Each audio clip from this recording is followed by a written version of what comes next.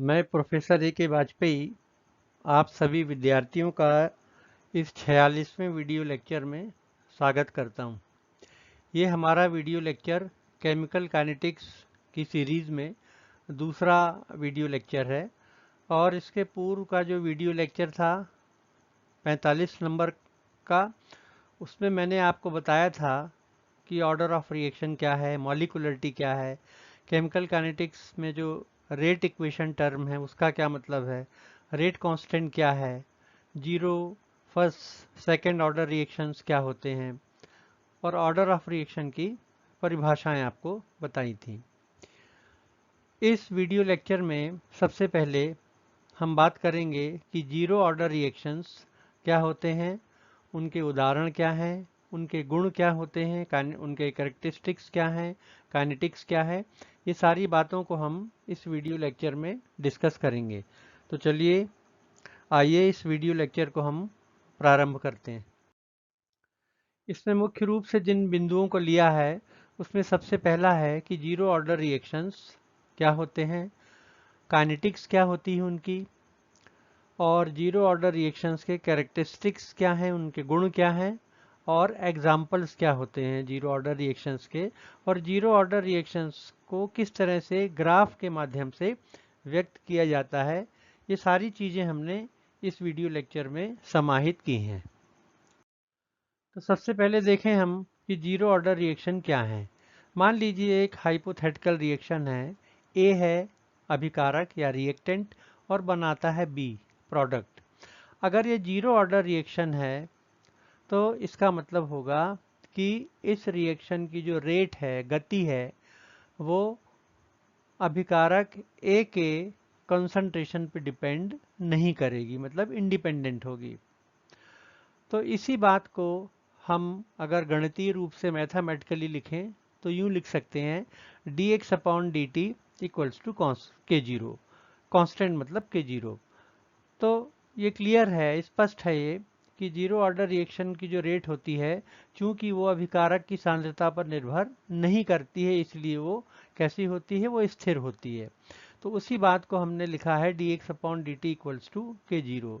यहाँ पे dx क्या है, यहाँ dx सांद्रण में होने वाला परिवर्तन है, कंसंट्रेशन में होने वाला चेंज है dt टाइम में। तो dx upon D T rate हो गई, ये इक्वल्स टू के जीरो। अब चूंकि ये जीरो ऑर्डर रिएक्शन है तो आपने इसके पहले जो वीडियो लेक्चर था उसमें आपने परिभाषा देखी होगी कि रेट इक्वेशन में जो रिएक्टेंट की कंसंट्रेशन की जो पावर होती है वही ऑर्डर ऑफ रिएक्शन होता है। अब चूंकि ये रेट इक्वेशन है, एक्सपेरिमेंटल क्वांटिटी है, या एक्सपेरिमेंट करने के बाद हमने इसको इस्टेब्लिश किया है, उसको लिखा है, तो हम लिख सकते हैं dx upon D T equals to K zero multiplied by A की कंसंट्रेशन अभिकारक की रेज टू पावर जीरो। और आपको मालूम है कि किसी भी संख्या की अगर रेज टू पावर जीरो होगी, घात जीरो होगा, तो वो एक हो जाती है। तो dx upon D T equals to K zero A raise to power zero, ये रेट इक्वेशन हो गया जीरो ऑर्डर के लिए। और यहाँ पे जो के जीरो है वो एक कांस्टेंट है, इसको कहा जाता है जीरो ऑर्डर रेट कांस्टेंट। अब हम जीरो ऑर्डर रिएक्शन को इस तरह से डिफाइन कर सकते हैं, परिभाषित कर सकते हैं कि ऐसा रिएक्शन जिसकी रेट रिएक्टेंट कंसंट्रेशन पे डिपेंड नहीं करती, इंडिपेंडेंट होती है। या इसको इस ढंग से भी बोला जा सकता है कि ऐसा रिएक्शन जिसमें रिएक्टेंट की कंसंट्रेशन चेंज नहीं होती है, वो भी जीरो ऑर्डर रिएक्शन कहलाता है। अब इसके काइनेटिक्स पे आते हैं हम कि जीरो ऑर्डर रिएक्शन की काइनेटिक्स क्या होती है, रेट कांस्टेंट का मान क्या होता है और समीकरण क्या होता है। तो जो बेसिक डेफिनेशन है जीरो ऑर्डर रिएक्शन के लिए, इसको हम लिखेंगे dx upon D T equals to K zero. ये हो गया इक्वेशन नंबर 1। और जैसा हमने आपको बताया अभी कि dx कंसंट्रेशन में होने वाला परिवर्तन है, किसकी, प्रोडक्ट की, dt समय में। और dx और dt इनको इनफाइनाइटली स्मॉल अमाउंट माना जाता है। तो dt समय में प्रोडक्ट की कंसंट्रेशन में होने वाला परिवर्तन है dx, और dx अपॉन dt इसलिए रेट कहलाएगा, ये बराबर के जीरो है। अब आप क्या करिए, dx को यहीं रखिए, dt को यहाँ ले आइए, तो ये इक्वेशन हो गया। अब इसको इंटीग्रेट कर देंगे हम, तो इसका इंटीग्रेशन x होगा। इंटीग्रेशन साइन के बाहर आ जाता है कांस्टेंट हमेशा, तो k0 बाहर हो गया, और dt का इंटीग्रेशन t हो गया। और जब भी इंटीग्रेशन करते हैं एक कांस्टेंट उसमें ऐड कर देते हैं, ये कैपिटल K है, इसको इंटीग्रेशन कांस्टेंट कहा जाता है। और इसका मान निकालते हैं अब हम कंडीशंस रख के, जिनको बाउंड्री कंडीशंस कहा जाता है। तो t बराबर 0 रखिए। t बराबर 0 का मतलब है रिएक्शन शुरू नहीं हुई है, और जब रिएक्शन शुरू नहीं होती है तो प्रोडक्ट भी 0 बनेगा। तो अपन लिखेंगे when t equals to 0 x will also be 0, और ये दोनों 0 हो जाएंगे तो k बराबर भी 0 होगा। इसलिए इक्वेशन हो जाएगा तीसरे नंबर का कि x बराबर k0t, ये इक्वेशन हो गया। आप चाहें तो इसको ऐसा भी लिख सकते हैं k0 बराबर x अपॉन t। तो इससे k0 जो है, इसका जो इसकी यूनिट है, इसकी इकाई है, ये आप निकाल सकते हैं। x कंसंट्रेशन है, t समय है, तो zero order rate constant k0 की यूनिट क्या होगी, मोल्स पर लीटर पर सेकेंड। और इस इक्वेशन को अगर आप देखें ध्यान से, तो ये y इक्वल्स टू mx के रूप में है। इसका मतलब ये हुआ कि अगर प्रोडक्ट की कंसंट्रेशन को आप y एक्सिस में लें, समय को, टाइम को आप x एक्सिस में लें, तो आपको एक स्ट्रेट लाइन मिलेगी जो कि ओरिजिन से होती हुई जाएगी, और उसका पॉजिटिव स्लोप होगा, और उस स्लोप का मान कितना होगा, k0। तो k0 का मान अपन निकाल सकते हैं। परंतु अगर x को हम रिएक्टेंट की कंसंट्रेशन मान लें, क्योंकि आपको मालूम है कि रेट को हम change in concentration of reactant के रूप में भी व्यक्त कर सकते हैं और प्रोडक्ट के रूप में भी। तो अगर हम x मान लेते हैं कि रिएक्टेंट A की कंसंट्रेशन है जो कि लगातार कम होगी रिएक्शन के दौरान, तो हम लिख सकते हैं minus dx upon dt equals to k0। यहाँ माइनस साइन ये दर्शाता है कि समय के साथ जो रिएक्टेंट है, अभिकारक की सांद्रता कम हो रही है। अब इसको आप इस तरह से लिख लीजिए फिर से, dx equals to minus k0 into D T, minus sign को यहाँ रख दिया अपन ने, इंटीग्रेशन किया तो क्या आ गया, x equals to minus k0 बाहर रहेगा इंटीग्रेशन साइन के, और dt का इंटीग्रेशन t आ जाएगा। फिर आप एक इंटीग्रेशन कांस्टेंट यहाँ जोड़ेंगे कैपिटल के। अब इसका मान हम निकालेंगे जब t बराबर 0 है, मतलब रिएक्शन शुरू नहीं हुई है, तो x मतलब जो अभिकारक है उसकी कंसंट्रेशन क्या होगी, उसकी कंसंट्रेशन A के बराबर हो जाएगी, initial concentration of reactant A। इसको स्मॉल a अपन लेंगे यहाँ पे। तो आप लिखेंगे अब, तो x का मान a आ जाएगा, यहाँ पे ये पूरा 0 हो जाएगा, तो k का मान हो जाएगा स्मॉल a। तो अगर k बराबर स्मॉल a आ गया तो अब ये इक्वेशन हो जाएगा x equals to minus k0t plus a। इसका मतलब ये हुआ कि ये y equals to minus M X plus C के रूप में ये इक्वेशन नंबर 6 हो गया। और इसका ये भी अर्थ हो गया कि अभिकारक की कंसंट्रेशन को y एक्सिस में अगर लें, समय को अपन x एक्सिस में लें, तो एक स्ट्रेट लाइन प्राप्त होगी हमको जिसका नेगेटिव स्लोप होगा और माइनस k0 के बराबर होगा। और a यहाँ पे कांस्टेंट है क्योंकि इनिशियल कंसंट्रेशन जो रहती है अभिकारक की वो कांस्टेंट रहती है। इस प्रकार x और t के बीच में खींचा गया ग्राफ एक स्ट्रेट लाइन होगा नेगेटिव स्लोप के साथ, और उसके स्लोप का मान होता है माइनस k0, जिससे k0 का मान अपन निकाल सकते हैं। इसके बाद जीरो ऑर्डर रिएक्शन के गुण, कैरेक्टरिस्टिक्स। सबसे पहली चीज़ तो ये है कि rate of reaction, zero order reaction की जो गति होती है, रेट होती है, वो रिएक्टेंट के कंसंट्रेशन पे डिपेंड नहीं करती है। दूसरा, अगर एक प्लॉट खींचा जाए प्रोडक्ट की कंसंट्रेशन और टाइम इसके बीच में, तो जैसा आपने अभी देखा था कि x बराबर के 0t होता है, तो अगर प्रोडक्ट की कंसंट्रेशन को y एक्सिस में लें, समय को आप x एक्सिस में, तो एक स्ट्रेट लाइन आपको मिलती है जो पॉजिटिव स्लोप होता है और ओरिजिन से होकर जाती है। इसका स्लोप बराबर k0 होता है। इससे आप K0 निकाल सकते हैं। इसी तरह अगर प्रोडक्ट की कंसंट्रेशन की जगह आप अपन रिएक्टेंट की कंसंट्रेशन ले लें y एक्सिस में और t को ले लें x एक्सिस में, तो फिर से हमको एक स्ट्रेट लाइन मिलेगी परंतु निगेटिव स्लोप के साथ। तो ये इक्वेशन भी पहले आपने देखा है, जो इसके पहले जो स्लाइड थी उसमें आपको बता चुका हूँ। तो इसका जो स्लोप होगा वो स्लोप भी -K0 के बराबर होगा।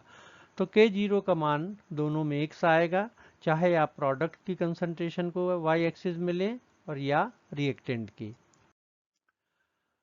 इसी तरह से चूंकि रेट इंडिपेंडेंट होती है, मतलब कांस्टेंट होती है, रिएक्टेंट की कंसंट्रेशन पे डिपेंड नहीं करती, इसका ये अर्थ होगा कि अगर हम रेट को y एक्सिस में ले लें और समय को हम x एक्सिस में ले लें, तो जो भी टाइम हो, चाहे कोई भी टाइम हो, रेट ऑफ रिएक्शन हमेशा कांस्टेंट रहेगी। तो एक हॉरिजॉन्टल लाइन आएगी x एक्सिस या t एक्सिस के पैरेलल।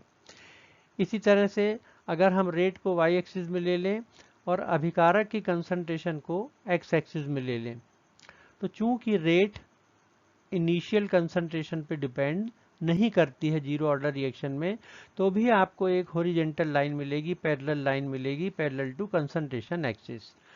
तो दोनों कंडीशन में हमको इस तरह की लाइन प्राप्त होती है जीरो ऑर्डर रिएक्शन के लिए।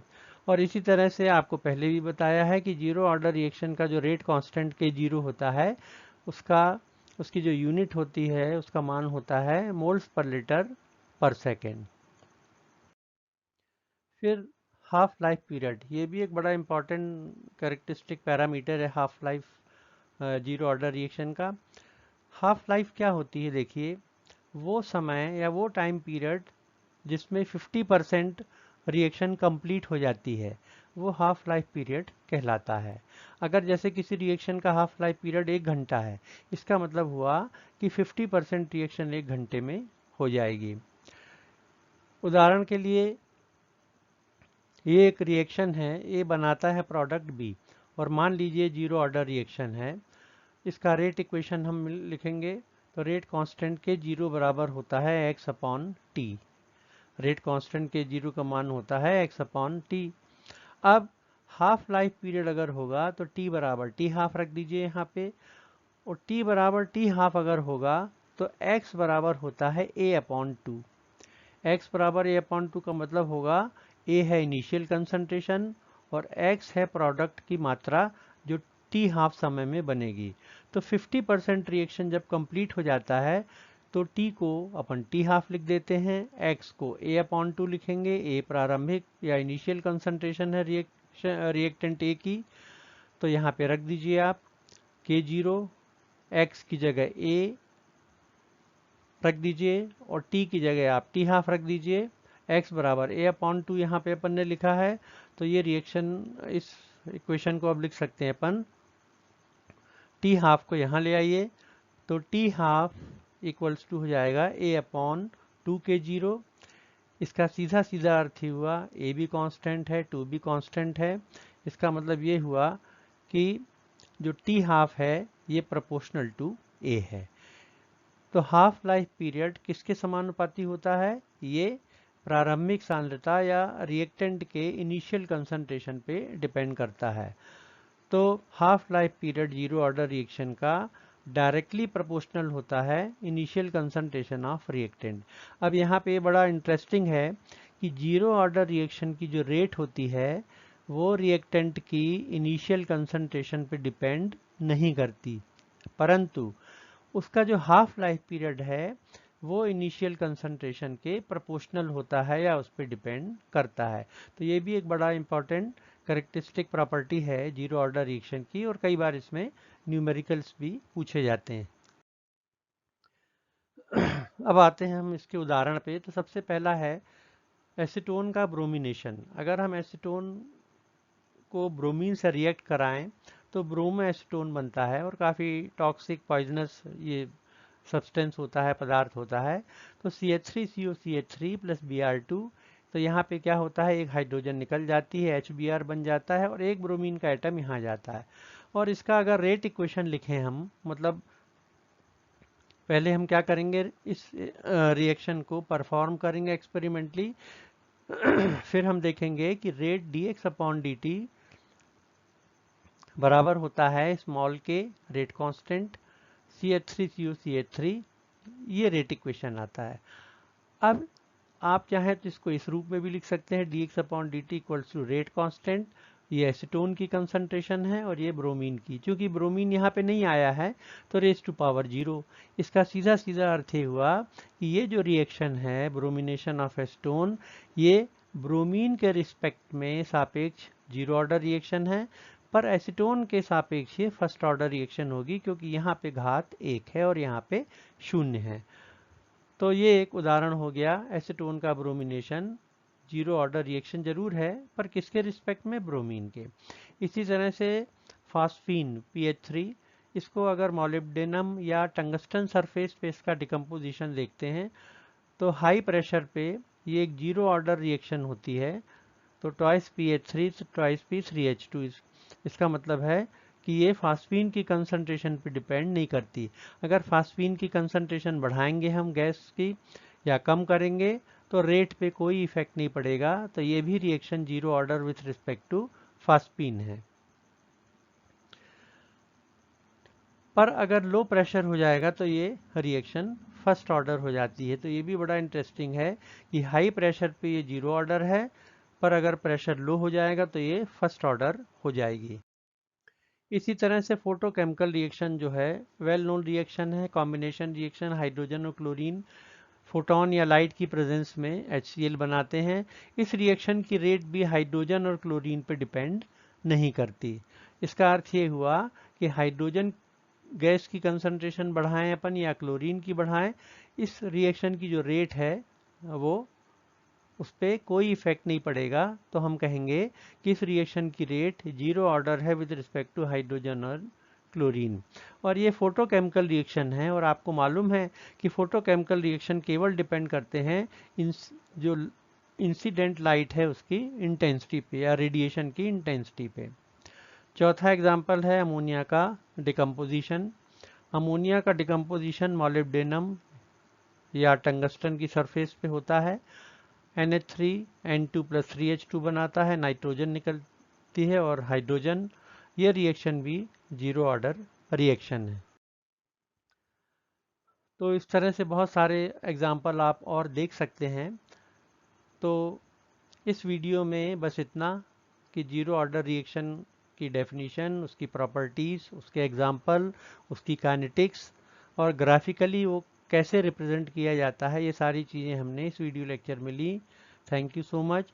और नेक्स्ट जो हमारा वीडियो लेक्चर होगा उसमें मैं आपको बताऊंगा कि first order second order reaction क्या होते हैं, परिभाषा क्या है, ग्राफिकली उनको कैसे व्यक्त करते हैं और उनके रेट कांस्टेंट के गुण क्या हैं। Thank you.